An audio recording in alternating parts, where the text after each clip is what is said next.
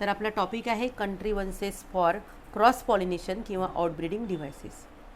प्लांटमध्ये self pollination आणि cross pollination असं दोन्ही प्रकारचं पॉलिनेशन होत असतं.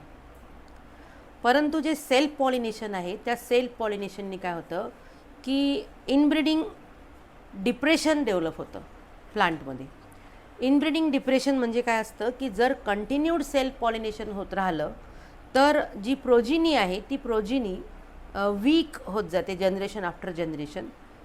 आणि क्रॉस पॉलिनेशन सेल्फ पॉलिनेशननी कुठलीही जेनेटिक व्हेरिएशन त्या प्लांटमध्ये डेव्हलप होत नाही, कारण की जे जीन्स असतात ते जीन्स त्याच प्लांटचे जीन्स आहे जे रिपीट होऊन राहिले जनरेशन आफ्टर जनरेशन.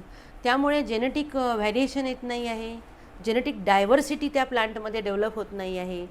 त्यामुळे काय असतं की प्लांटमध्ये काहीच व्हेरिएशन नाही आहे. त्यामुळे जनरेशन आफ्टर जनरेशन हे जे प्लांट आहे ते वीक होत जातं आणि त्यालाच म्हणतात इनब्रीडिंग डिप्रेशन. पण क्रॉस पॉलिनेशन कसं आहे, क्रॉस पॉलिनेशनमुळे जेनेटिक व्हेरिएशन येतं, जेनेटिक डायव्हर्सिटी डेव्हलप होते प्लांटमध्ये. आणि हे जे जेनेटिक डायव्हर्सिटी आहे ही नॅचरल प्रोसेस जी आहे इव्होल्युशनसाठी खूप जरुरी आहे जेनेटिक डायव्हर्सिटी. जेनेटिक डायव्हर्सिटी म्हणजे व्हेरिएशन जर डेव्हलप झाले प्लांटमध्ये तर जनरेशन आफ्टर जनरेशन हे जे व्हेरिएशन आहे, ही जी जेनेटिक डायव्हर्सिटी आहे ही जनरेशन आफ्टर जनरेशन वाढत जाईल. जनरेशन आफ्टर जनरेशन वाढत गेल्यानंतर काही जनरेशन नंतर ही जी जेनेटिक व्हेरिएशन ही जी जेनेटिक डायव्हर्सिटी आहे ही जेनेटिक डायव्हर्सिटी खूप अशी मोठी होईल आणि खूप वाढत जाईल आणि त्यामुळे न्यू स्पेसीज इव्हॉल्व होतील. तर ही जी जेनेटिक डायव्हर्सिटी आहे, जेनेटिक डायव्हर्सिटी कशासाठी आवश्यक आहे, जेनेटिक डायव्हर्सिटी आवश्यक आहे for evolution by natural selection. तर आपण आता हा टॉपिक स्टार्ट करतो आहे कंट्रीवर्सेस फॉर क्रॉस पॉलिनेशन और outbreeding devices. So many plants have mechanism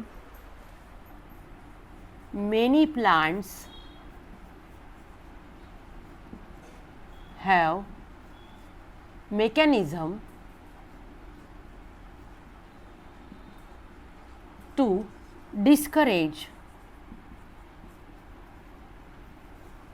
or prevent self pollination.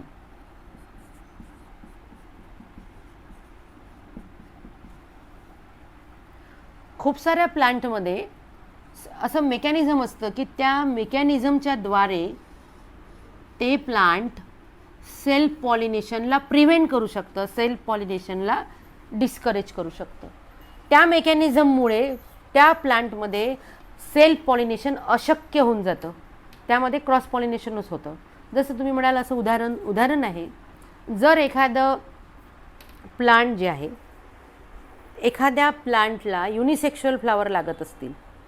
युनिसेक्शुअल flower म्हणजे जर त्या प्लांटमध्ये त्या प्लांटला लागलेल्या फुलामध्ये फक्त गायनोशियम आहे, अँड्रोशियम नाही आहे, आणि दुसऱ्या प्लांटमध्ये अँड्रोशियम आहे, गायनोशियम नाही, तर अशा प्रकारच्या फ्लावरला काय म्हणू आपण, युनिसेक्शुअल फ्लावर. जर ते फ्लावरच बायसेक्शुअल नाही आहे तर त्यामध्ये सेल्फ पॉलिनेशन अशक्य आहे. त्या फ्लावरमध्ये कोणतं पॉलिनेशन होणार आहे, क्रॉस पॉलिनेशन. मग त्या फ्लावरमध्ये हे जे काही मेकॅनिझम आहे, ही जी काही त्या प्लांटनी स्ट्रॅटेजी डेव्हलप केलेली आहे, ही स्ट्रॅटेजी कशाला सपोर्ट करते आहे, ही स्ट्रॅटेजी सपोर्ट करते आहे क्रॉस पॉलिनेशनला. आणि ही स्ट्रॅटेजी कशाचे चान्सेस अवॉइड करत आहे, सेल्फ पॉलिनेशनचे. तर यालाच म्हणतात आउटब्रीडिंग डिव्हायसेस. हे जे डिव्हाइस डेव्हलप केलं आहे प्लांटनी, कोणतं डिव्हाइस डेव्हलप केलं, जसं मी एक्झाम्पल दिलं unisexuality, either flower is male flower और फिमेल फ्लावर, हे एक डिव्हाइस झालं. या डिव्हाइसच्याद्वारे काय होणार आहे, त्या प्लांटमध्ये सेल्फ पॉलिनेशन होणार नाही, सेल्फ पॉलिनेशन अवॉइड होणार आहे आणि क्रॉस पॉलिनेशन काय होणार आहे, क्रॉस पॉलिनेशन एन्श्योर होणार आहे. So to promote cross pollination and increase genetic diversity, plants have evolved a wide variety of sexual strategies. So to promote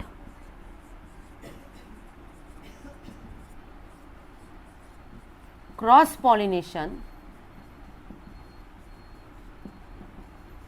and increase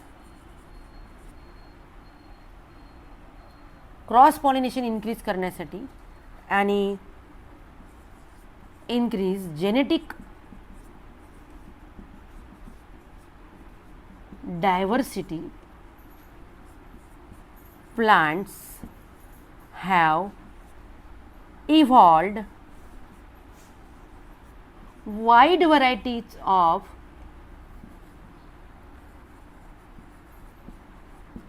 sexual strategies. लक्षात घ्या हा पॉइंट, हा पहिला पॉइंट आहे, हा दुसरा पॉइंट आहे. पहिला पॉइंट काय सांगितला मी तुम्हाला की many plants have mechanism to discourage or prevent self pollination. खूप साऱ्या प्लांटमध्ये असं काही मेकॅनिझम असतं की त्या मेकॅनिझमच्या द्वारे सेल्फ पॉलिनेशन डिस्करेज होऊ शकतं किंवा सेल्फ पॉलिनेशन प्रिव्हेंट करू शकतात ते प्लांट, म्हणजे त्या प्लांटमध्ये सेल्फ पॉलिनेशन होणारच नाही. आणि क्रॉस पॉलिनेशनला चालना देण्यासाठी, टू प्रमोट क्रॉस पॉलिनेशनला चालना देण्यासाठी अँड इन्क्रीज जेनेटिक डायव्हर्सिटी, आणि जेनेटिक डायव्हर्सिटी इन्क्रीज करण्यासाठी plants have evolved wide variety of sexual strategies. प्लांट्समध्ये खूप वेगवेगळ्या सेक्शुअल स्ट्रॅटेजीज इव्हॉल्व झालेल्या आहेत.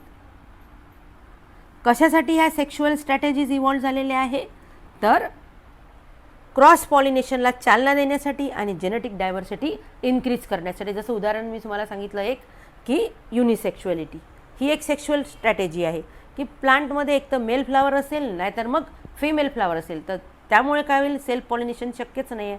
सेल्फ पॉलिनेशन आपल्याला माहिती आहे, त्याच फुलामधले पोलन ग्रेन त्याच फुलाच्या स्टिग्मावर डिपॉझिट होणे, पण त्याच फुलामधले पोलन ग्रेन्स त्याच फुलाच्या स्टिग्मावर डिपॉझिट होण्यासाठी पहिले फ्लावर बायसेक्शुअल तर हवं. जर फ्लावर बायसेक्शुअलच नसेल तर त्या फ्लावरमध्ये सेल्फ पॉलिनेशन होणारच नाही. आणि फ्लावर युनिसेक्शुअल असेल तर त्या फ्लावरमध्ये 100% क्रॉस पॉलिनेशन होणार. तर युनिसेक्शुअलिटी ही सुद्धा एक काय झाली, सेक्शुअल स्ट्रॅटेजी झाली. कशासाठी आहे ती sexual strategy? To promote cross pollination. आणि हे जे जेनेटिक डायव्हर्सिटी आहे, genetic diversity is essential for evolution by natural selection. तिसरा पॉइंट हा झाला की genetic diversity is essential. Genetic diversity is essential for evolution by natural selection. हा point पण मी तुम्हाला एक्सप्लेन करून सांगते. जेनेटिक डायव्हर्सिटी ही एसेन्शियल आहे, अत्यंत आवश्यक आहे. कशासाठी एसेन्शियल आहे ती? फॉर इव्होल्युशन, उत्क्रांतीसाठी. उत्क्रांती म्हणजे काय? नवीन स्पेसीज तयार होणे. आणि नवीन स्पेसीज ह्या कशा राहतात तर आधी अस्तित्वात असलेल्या स्पेसीजपेक्षा नवीन स्पेसीजमध्ये काही ॲडव्हान्स कॅरेक्टरिस्टिक असतात. नवीन स्पेसीज तयार होत असतात जगामध्ये. इव्होल्युशन ही एक कंटिन्युअस प्रोसेस आहे, खूप स्लो प्रोसेस आहे पण कंटिन्युअस प्रोसेस आहे. तर genetic diversity is essential for evolution by natural selection. Natural selection म्हणजे नेचरनी सिलेक्ट करणे. जसं जर जेनेटिक व्हॅरिएशन असेल आणि ते जेनेटिक व्हॅरिएशन युजफुल असेल तर त्या जेनेटिक व्हॅरिएशनला नेचर सिलेक्ट करतो आणि चान्स देतो पुढच्या जनरेशनमध्ये हेरिडिट करण्यासाठी, पुढच्या जनरेशनमध्ये ट्रान्सफर करण्यासाठी त्या प्लांटला किंवा ॲनिमलला नेचर काय देतो? चान्स देतो. जसं फॉर एक्झाम्पल मी तुम्हाला सांगते की आपण ॲनिमलमधलं एक एक्झाम्पल घेऊ. 100 हरिणांचा कळप आहे. 100 हरिणांचा कळप जेव्हा पाणी प्यायला जातो तर तिथे एक वाघ दबा धरून बसलेला आहे. वाघाला शिकार करायची आहे, तो भुकेला आहे. जेव्हा वाघाला पाण्याचा आवाज ऐकू येईल तेव्हा तो वाघ हळुवारपणे त्या हरणांच्या कळपाकडे त्याची मुवमेंट करेल. जेव्हा हरिणांना त्याची चाहूल लागेल तेव्हा ते सगळे हरिण पळतील, सुसाट वेगाने पळतील आणि ते वाघाच्या तावडीतून सुटण्यासाठी खूप धडपड करतील. आणि त्यातील काही हरिण जे आहे ते वाघाच्या तावडीतून सुटण्यास सफल देखील होतील, म्हणजे ते हरिण वाघाच्या तावडीतून सुटतील. परंतु एक हरिण असा राहील त्या कळपामधला की तो वाघाच्या तावडीत सापडेल आणि वाघ त्याची शिकार करेल, त्याला खाऊन घेईल. जे 99 हरिण पळाले ते या एका हरणाच्या तुलनेमध्ये खूप स्ट्रॉंग होते. हा जो हरिण आहे, जो वाघाच्या तावडीत सापडला, हा थोडा वीक होता, याची स्पीड कमी होती, म्हणून त्याला वाघाने काय केलेलं आहे, वाघाने पकडलं आहे आणि वाघाने त्याला खाल्लं आहे. पण बाकीचे जे 99 हरिण पळाले ते याच्या तुलनेमध्ये कसे होते, सुपेरियर होते, फास्ट होते. याला वाघाने पकडलं, याला वाघाने खाल्लं, म्हणजे हा इथे पेरिश झालेला आहे, याचा मृत्यू झालेला आहे. म्हणजे याचे जे जीन्स आहे तो नेक्स्ट जनरेशनमध्ये तो ट्रान्सफर करू शकत नाही, नेचरनी त्याला चान्स दिला नाही. पण ते जे 99 हरिण आहेत, जे पळाले आहेत, वाघाच्या तावडीतून सुटलेले आहेत, ते जिवंत राहिलेले आहेत आणि ते काय करतील, त्यांच्यामधले जे जीन्स आहेत ते नेक्स्ट जनरेशनमध्ये ट्रान्सफर करतील. म्हणजे नेचरने काय केलेलं आहे की जे सुपेरियर जीन्स आहेत त्याला चान्स दिलेला आहे, त्याला प्रिझर्व केलेलं आहे. समजलं ना बेटा? यालाच म्हणतात नॅचरल सिलेक्शन. म्हणजे त्यांना नेचरने सिलेक्ट केलं. 99ला सिलेक्ट केलं पण एकाला मात्र सिलेक्ट केलं नाही. हे 99 जिवंत राहिले, म्हणजेच ते काय करतील, त्यांचा जो स्पेसीज आहे, त्यांची जी जनरेशन आहे ते पुढे ते कंटिन्यू करतील. आणि अशाच प्रकारे नेचर आता त्यांना पण गाळणी लागेल पुढे. अशाच प्रकारे जो नेचर आहे ते चांगले चांगले कॅरेक्टर, सुपेरियर कॅरेक्टरला सिलेक्ट करत जाणार, जे कॅरेक्टर इन्फेरियर आहे त्याला चान्स देणार नाही. आणि अशा प्रकारे हे कॅरेक्टर्स पुढे जाऊन जे सुपेरियर कॅरेक्टर्स आहे, जे जेनेटिक डायव्हर्सिटी आहे, अनेक जनरेशननंतर, हजारो लाखो जनरेशननंतर हेच कॅरेक्टर जिथून सुरुवात झाली होती तिथून जर आपण बघितलं तर ते व्हेरिएशन आणि हजारो लाखो पिढ्यानंतरचं जे व्हेरिएशन आहे याच्यामध्ये खूप तफावत आलेली असेल आणि आपण म्हणू की नवीन स्पेसीज तयार झाली. तर अशा प्रकारे जेनेटिक डायव्हर्सिटी म्हणजे डायव्हर्सिटी किंवा व्हॅरिएशन हे एसेन्शियल आहे. कशासाठी एसेन्शियल आहे? इव्होल्युशनसाठी. कशाच्या द्वारे? By natural selection. तर हा पॅरेग्राफ मी तुम्हाला समजून सांगितला. तर plants have develop many devices to encourage cross pollination. Next point आहे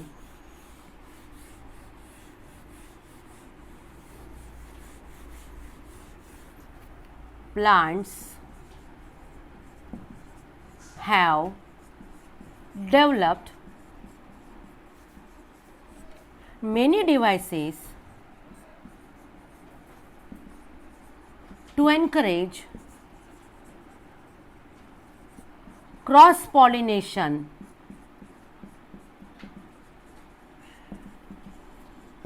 प्लांटमध्ये असे प्लांटनी खूप असे डिव्हायसेस डेव्हलप केलेले आहेत.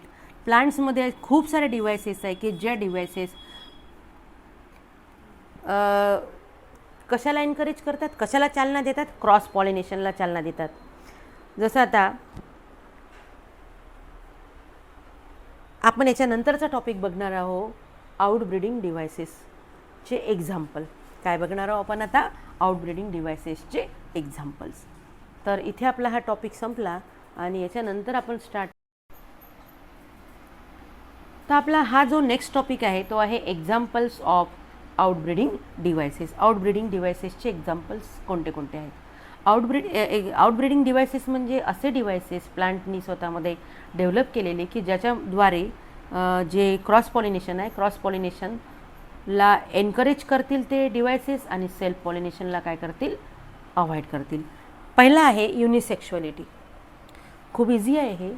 युनिसेक्शुअलिटीमध्ये plant have produced either male flower or female flower. प्लांटमध्ये एक तर प्लांटला एक तर मेल फ्लावर लागेल, नाहीतर प्लांटला कोणतं फ्लावर लागेल, फिमेल फ्लावर. यामध्ये plants bears either male flower और फिमेल फ्लावर. बस एवढंच आहे याच्यामध्ये हे description. Plants bear either male flower और फिमेल फ्लावर. प्लांटला एक तर मेल फ्लावर लागेल नाहीतर मग फिमेल फ्लावर लागेल, पण प्लांटला बायसेक्शुअल फ्लावर लागणार नाही. एक्सप्लेन करूया. यामध्ये दोन गोष्टी मी लिहिलेल्या आहे इथे की मेज हे मोनोशियस आहे आणि मलबेरी आणि पपया हे डायशियस आहे. मोनोशियस आणि डायशियस म्हणजे काय असतं? मेजमध्ये घेऊ पहिले. हे जे मेज आहे, मेजला एकाच प्लांटला दोन प्रकारची फुलं लागतात मेजमध्ये. एकाच प्लांटला मेल फ्लावर लागतात आणि त्याच प्लांटला फिमेल फ्लावर लागतात. तुम्हाला मी जेव्हा ॲनिमोफिली शिकवलं होतं, ॲनिमोफिलीमध्ये मी मेसच्या प्लांटची डायग्राम काढली होती आणि मी मेसच्या प्लांटची डायग्राम काढताना अगदी टोकावर प्लांटच्या ॲपेक्सला मी मेल इन्फ्लोरेसन्स काढला होता आणि खाली स्टिग्मास दाखवले होते, फिमेल इन्फ्लोरेसन्स काढलं होतं. म्हणजे मेज हे असं प्लांट आहे की ज्याच्यामध्ये एकाच प्लांटला मेल फ्लावर आणि फिमेल फ्लावर्स लागतात. जेव्हा एकाच प्लांटवरती मेल फ्लावर आणि फिमेल फ्लावर दोनही असतात पण वेगवेगळे मेल फ्लावर वेगळे आणि फिमेल फ्लावर वेगळे पण एकाच प्लांटला लागले, तर अशा प्रकारच्या प्लांटला काय म्हणायचं याला म्हणायचं मोनोशियस प्लांट. काय म्हणायचं याला? Monoecious plant. उदाहरणार्थ मेज. पण जर मेल फ्लावर्स आणि फिमेल फ्लावर्स वेगवेगळ्या झाडांवर डेव्हलप होत असतील तर त्याला म्हणायचं डायशियस कंडिशन. काय म्हणायचं त्याला? Dioecious condition. उदाहरणार्थ पपया आणि मलबेरी. जसं आता आपण पपयाचं झाड काढूया, अगदी सिंपलमध्ये काढू. हे एक पपयाचं झाड आहे आणि हे दुसरं पपयाचं झाड आहे, दिसलं? तर हे जे पपयाचं झाड आहे या पपयाच्या प्लांटला, हे पपयाचं प्लांट आहे, या पपयाच्या प्लांटला समजा हे मी म्हटलं की हे फ्लावर लागले, याच्यामध्ये फक्त समजा बघा यामध्ये काय फक्त याच्यामध्ये स्टेमन्स आहेत, बरोबर आहे ना बेटा? पेटल्स आहेत ना, पेटल्स आहे, सेपल्स आहे. या पपयाच्या प्लांटला असे फुलं लागलेत की ज्या फुलांमध्ये फक्त स्टेमन्स आहेत. या प्लांटला काय म्हणू आपण? या प्लांटला म्हणू मेल प्लांट. काय म्हटलं मी? या प्लांटला मेल प्लांट, कारण यामध्ये मेल फ्लावर्स लागले. कोणते फ्लावर्स लागले या प्लांटला? या प्लांटला जे फ्लावर्स लागले त्याला म्हणू आपण मेल फ्लावर्स. म्हणजे याच्यामधले फ्लावर्स कसे आहे? याच्यामधले फ्लावर्स आहे युनिसेक्शुअल. कसे आहेत फ्लावर याच्यामधले? युनिसेक्शुअल. फ्लावरमध्ये एकच सेक्स प्रेझेंट आहे आणि तो म्हणजे मेल, फक्त अँड्रोशियम प्रेझेंट आहे. दुसरं पपयाचं झाड बघा, याच्यापासून खूप दूर अंतरावर आहे. हे जे दुसरं पपयाचं झाड आहे, दुसऱ्या पपयाच्या झाडाला हे बघा, हे असं फूल लागलं ज्याच्यामध्ये स्टिग्मा आहे, ही स्टाईल आहे आणि ही आहे ओव्हरी. हे असेल ना पाकळ्या, पेटल्स आहे, सेपल्स आहे, सगळं आहे. हे जे प्लांट आहे या प्लांटला मी म्हणेल दिस इज फिमेल प्लांट. काय म्हणू आपण याला? Female plant. कारण या प्लांटला जे फूल लागले त्या फुलामध्ये काय फक्त गायनोशियम आहे, म्हणजे फिमेल रिप्रोडक्टिव्ह पार्ट आहे. म्हणजे कोणते फ्लावर लागले याला? या प्लांटला लागले फिमेल फ्लावर्स. एक्झाम्पल कशाचं घेतलं आपण? एक्झाम्पल घेतलं पपया आणि मलबेरी. दोन्हीमध्ये अशीच कंडिशन असते, दोन वेगवेगळ्या प्लांट्सला मेल आणि फिमेल फ्लावर्स लागतात. अशा कंडिशनला काय म्हणायचं? डायशियस. मेज कशाचं एक्झाम्पल आहे? मोनोशियस. मोनोशियस म्हणजे काय? इथे बघा सांगते शॉर्टमध्ये. हे मेजचं प्लांट आहे. मेजच्या प्लांटला इथे मेल फ्लावर्स लागतात आणि इथे फिमेल फ्लावर्स लागतात. इथे कोणते फ्लावर्स लागले? इथे लागले मेल फ्लावर्स. इथे कोणते लागले? इथे लागले फिमेल फ्लावर्स. म्हणजे एकाच झाडाला दोनही प्रकारचे फुलं लागत आहे, पण एकाच फुलामध्ये दोनही सेक्स प्रेझेंट नाही आहे. एका फुलामध्ये अँड्रोशियम आहे, दुसऱ्या फुलामध्ये गायनोशियम आहे. समजलं बेटा? या कंडिशनला कोणती कंडिशन म्हणू आपण? मोनोशियस. यामध्ये सेल्फ पॉलिनेशन इम्पॉसिबल आहे. यामध्ये कोणतं पॉलिनेशन होणार? क्रॉस पॉलिनेशन होणार. या फुलामधले पोलन ग्रेन्स या फुलाच्या स्टिग्मावर डिपॉझिट होणे म्हणजेच काय म्हणायचं याला? याला म्हणायचं क्रॉस पॉलिनेशन. तर हे झालं पहिलं आउटब्रीडिंग डिव्हाइस, युनिसेक्शुअलिटी. दुसरं जे आउटब्रीडिंग डिव्हाइस आहे ते आहे डायकोगॅमी. इथे मोडावं लागेल, हे मिटवावं लागेल. Second is डायकोगॅमी. डायकोगॅमी आपण घेऊ आणि नंतर नेक्स्ट आपण उद्याला घेऊ, नेक्स्ट पिरियडमध्ये घेऊ. डायकोगॅमीमध्ये काय असते की अँड्रोशियम आणि गायनोशियमचा जो मॅच्युरेशन पिरियड आहे तो वेगवेगळा आहे. स्टिग्माचा आणि अँथरचा जो मॅच्युरेशन पिरियड आहे तो कसा आहे? वेगवेगळा आहे.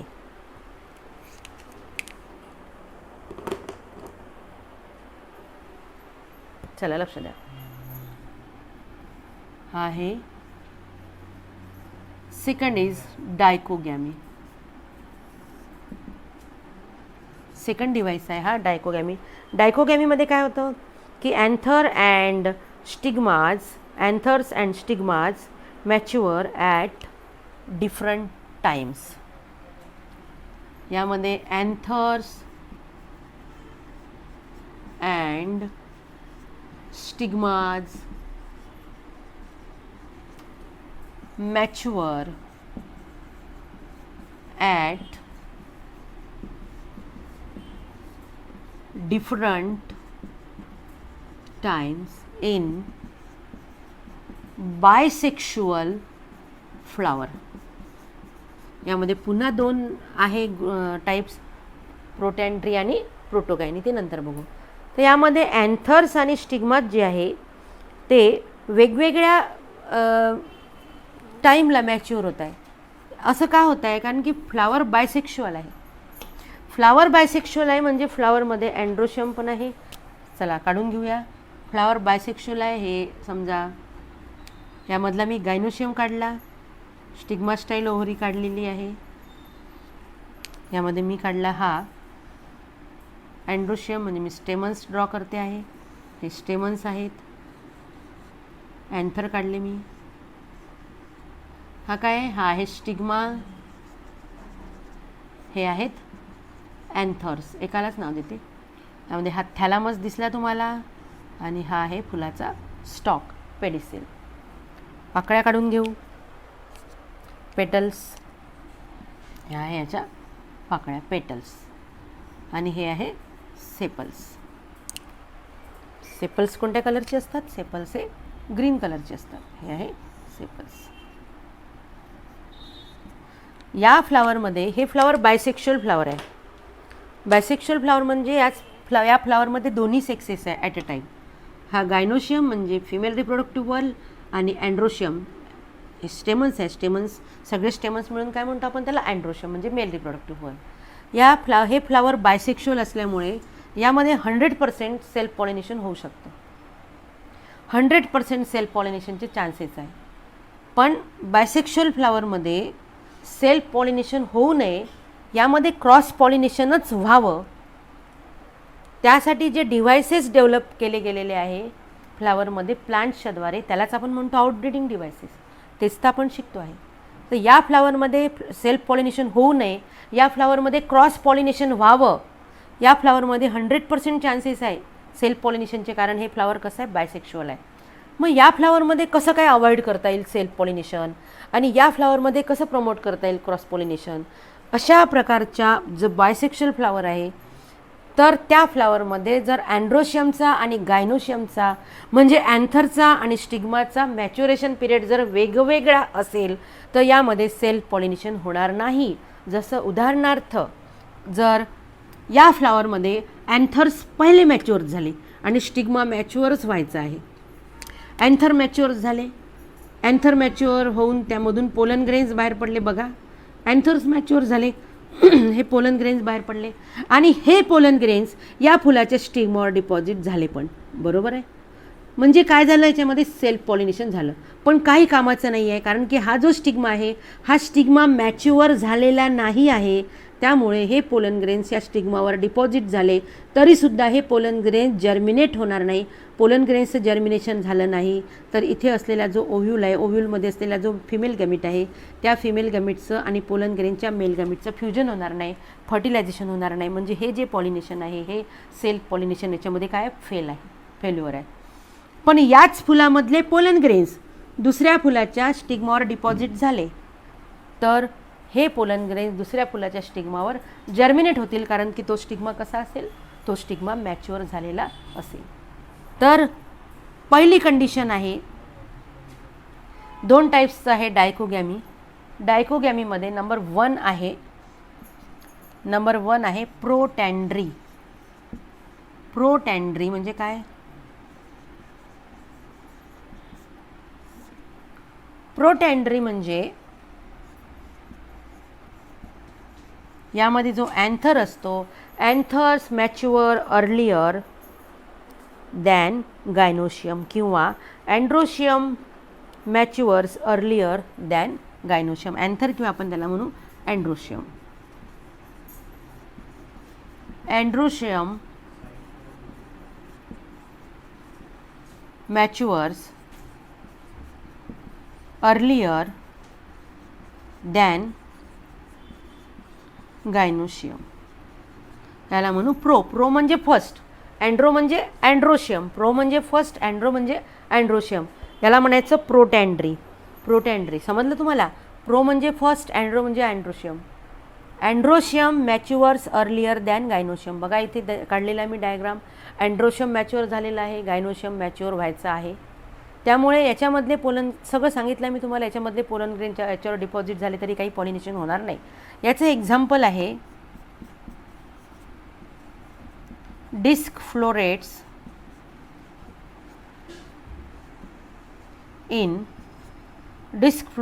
In sunflower. याचं एक्झाम्पल काय? सनफ्लावर. सनफ्लावरमध्ये जे डिस्क फ्लोरेट्स असतात, छोटे छोटे जे फ्लोरेट्स असतात सनफ्लावरमध्ये, त्या छोट्या छोट्या समजा डिस्क फ्लोरेट्स इन सनफ्लावर. दिसत नाही आहे बरोबर हे. Disc florets in sunflower. Example काय याच्यामध्ये? सनफ्लावर. सनफ्लावरमध्ये काय होतं? सनफ्लावरमध्ये क्रॉस पॉलिनेशन आहे, सेल्फ पॉलिनेशन नाही आहे. कारण की सनफ्लावरमध्ये अँथर्स पहिले मॅच्युअर होतात, गायनोशियम मॅच्युअर व्हायचाच असतो. जेव्हा गायनोशियम मॅच्युअर होऊन होतो तेव्हा अँथरमधून निघालेल्या पोलन ग्रेनचं जे लाईफ आहे ते काय झालेलं असतं? संपलेलं असतं. मग हे पोलन ग्रेन याच्यावर डिपॉझिट होऊन काही उपयोग नसतो. नेक्स्ट आता प्रोटोगायनी. नेक्स्ट कंडिशन कोणती आहे? प्रोटोगायनी. प्रोटोगायनीला आपण इथे घेऊ. दिसतं का इथलं प्रोटोगायनी?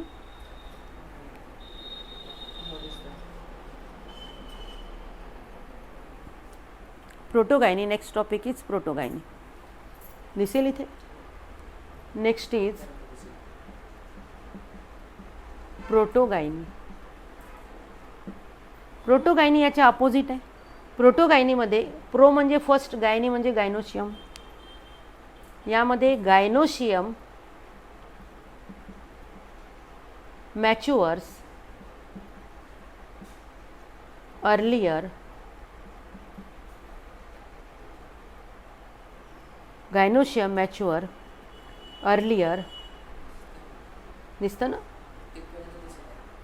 Earlier than androecium.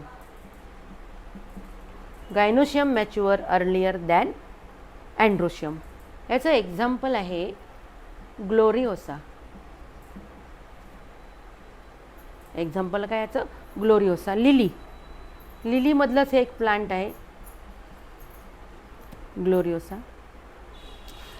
म्हणजे या फुलामध्ये जर बायसेक्शुअल फ्लावर असेल, त्यामध्ये गायनोशियम पहिले मॅच्युअर होत असेल अँड्रोशियमच्या आधी, तर सेल्फ पॉलिनेशन होणार नाही, क्रॉस पॉलिनेशन होईल. इथे एक फ्लावर काढते. इकडे दिसतं का? एक फ्लावर मी इथे काढते आहे. समजा हा गायनोशियम आहे, याचा स्टिग्मा आहे, स्टाईल आहे आणि ही आहे ओव्हरी. त्यानंतर यामध्ये हे मी काढले स्टेमन्स. स्टेमन्समध्ये दिसतात आहे हे स्टेमन्स आहे, अँथर आहे, फिलामेंट आहे. आणि यामध्ये आपण हे काढू. इथे याचे मी काढले हे पेटल्स. पेटल्स नंतर इथे ड्रॉ करूया सेपल्स. आणि हा थॅलामस काढला. हा झाला याचा देठ फ्लावरचा. हा आहे थॅलामस आणि हा झाला पेडिसेल. यामध्ये हे फ्लावर बायसेक्शुअल आहे.